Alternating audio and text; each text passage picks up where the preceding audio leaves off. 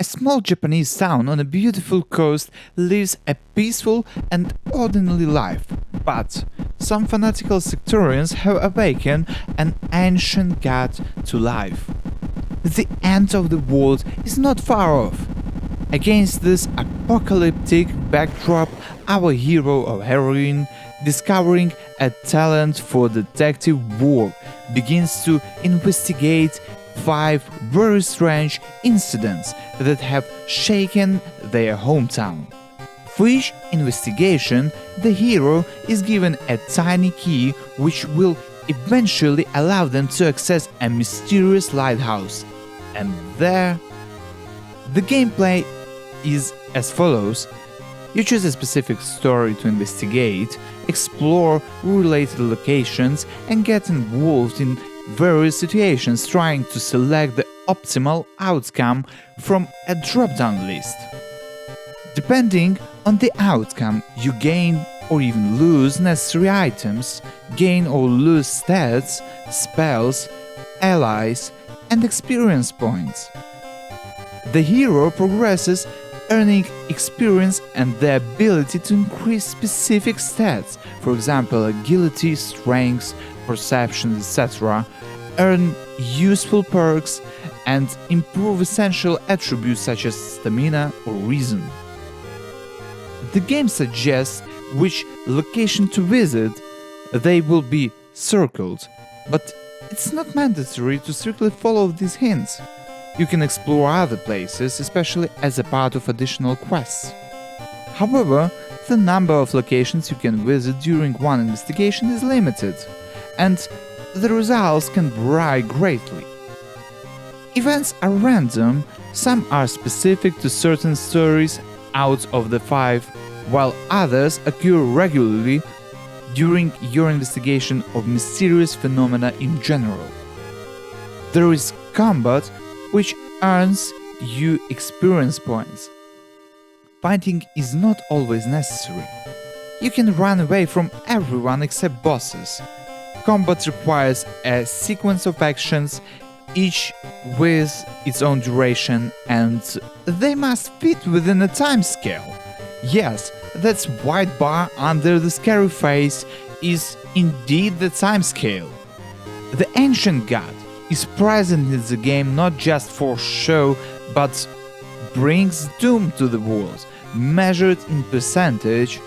Depending on your decisions in the game and the results of your investigation, the doom percentage can increase or decrease. If it reaches 100%, well, you can imagine things won't be going too well. Ultimately, your main task in World of Horror is to complete the 5 stories, obtain endings, survive, collect keys, and reach the lighthouse, all while avoiding doom. Simple, right? Or is it so? The game offers excellent stylization reminiscent of old-school games from the 1980s, chilling artwork, and a high-quality bestiary that includes both living and not-so-living enemies. There are multiple ancient gods, each with their unique features and quirks that affect your playthrough. Your character can level up, giving the game some RPG elements. The game features fun references not only to Junji and Lovecraft, but also to Blair Witch. Don't forget that in the menu you can adjust the color scheme you are liking at any time. It's a small detail but nice touch. You can also customize the gameplay to your preferences by choosing the main character, ancient gods, difficulty level, and more. At some point, the game can become repetitive and a bit boring. Therefore, it's recommended to play it in small doses, and it will be more enjoyable. Perhaps the reason is that this is not the final version, and there is not as much content as one would like. A lot depends on randomness. Maybe the developer will address this in the final version, but for now, it seems like randomness is not on the player's side. For instance, while walking on the beach location, you can suddenly lose a lot of reason points. Doom percentage increases rapidly, charisma doesn't help to solve situations that are supposed to be based on charisma, and so on. Due to randomness, it's not easy to see certain endings, gain certain useful perks or items.